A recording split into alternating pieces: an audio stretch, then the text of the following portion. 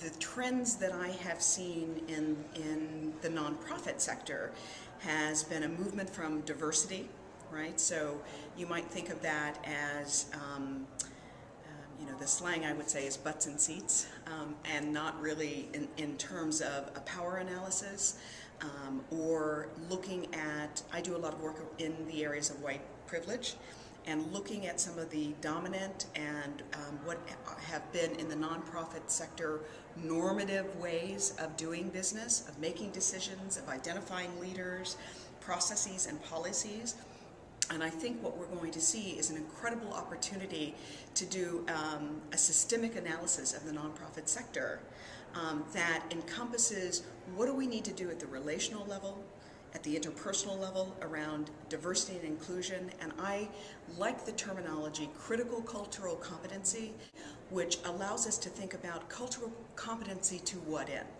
And there are many of us that would answer, and particularly for me as a white anti-racist practitioner, is this double consciousness that I have to hold. I both believe and value and work very hard to be anti-racist, and yet I am a white middle-class woman. And so many of the dominant norms, the way I enter in terms of my group membership in the nonprofit sector, I think this will give us a chance to critically ask ourselves, to what end are we doing cultural competency, open up opportunities for more white people to engage in this discussion, to come to terms and awareness around our privilege. The other thing that is beginning to emerge, at least in some circles, is moving away from this discussion of what are we against, so therefore I'm an anti-racist. Okay, this has been the lexicon for a very long time, and what I'm seeing begin is, but what are you, and what are you for? So there's a whole liberation strategy for people of color and for white people in terms of what do we want to build and what are we for. Change is slow, and this work is probably some of the most difficult and for me the most rewarding work that I've done in my life.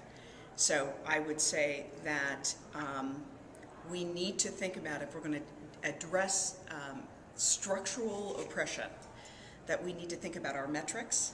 We need to think about what questions we're asked. So how are we defining success? What are the metrics or the evaluation tools we're going to use have typically come from the nonprofit sector out of the white dominant culture. And so part of success for me would be to be really clear about what we're trying to evaluate.